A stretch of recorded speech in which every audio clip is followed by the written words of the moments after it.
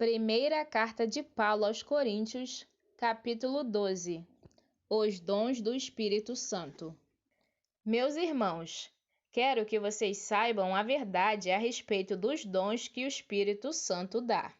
Vocês sabem que, quando ainda eram pagãos, vocês eram desviados, de várias maneiras, para a adoração dos ídolos, os quais não têm vida. Por isso, precisam compreender que ninguém que diz que Jesus seja maldito pode estar falando pelo poder do Espírito de Deus.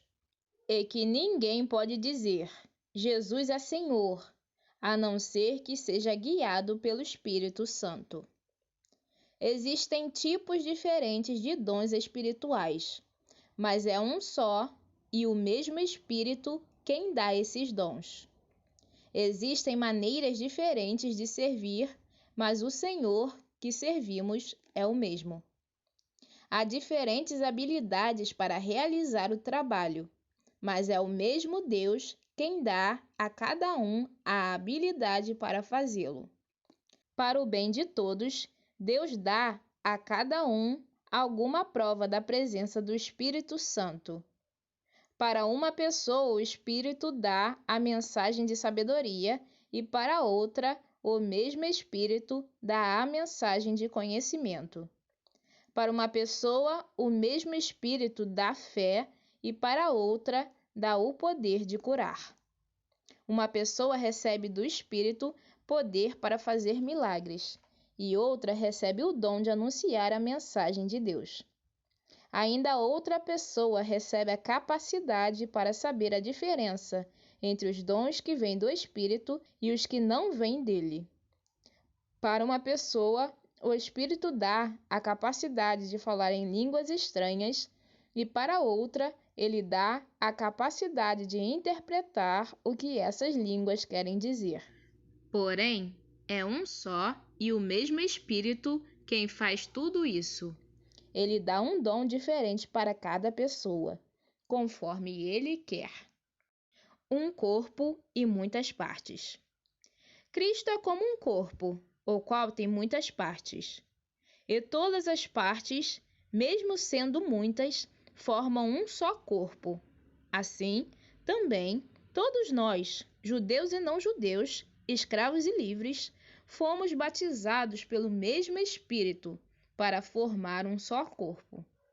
E a todos nós foi dado de beber do mesmo Espírito. Pois o corpo não é feito de uma só parte, mas de muitas. Se o pé disser, já que não sou mão, não sou do corpo, nem por isso deixa de ser do corpo. Se o ouvido disser, já que não sou olho, não sou do corpo, nem por isso deixa de ser do corpo.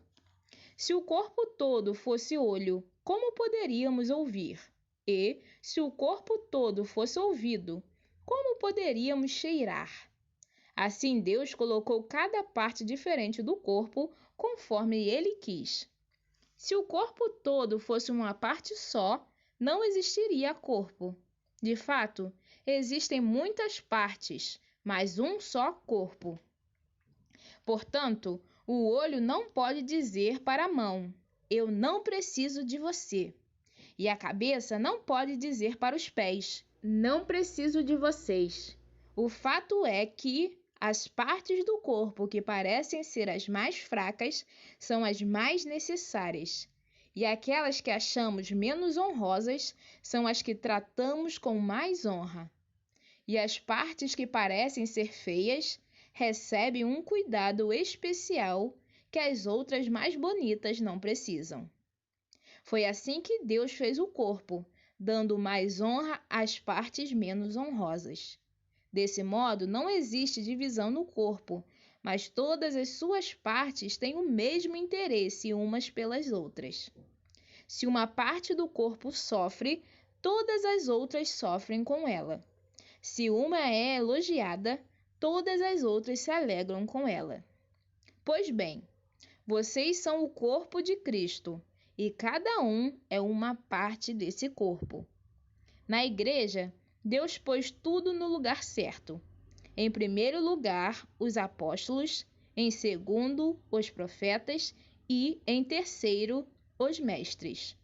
Em seguida, pôs os que fazem milagres, depois os que têm o dom de curar, ou de ajudar, ou de liderar, ou de falar em línguas estranhas. Nem todos são apóstolos, ou profetas, ou mestres. Nem todos têm o dom de fazer milagres, nem de curar doenças, nem de falar em línguas estranhas, nem de explicar o que essas línguas querem dizer.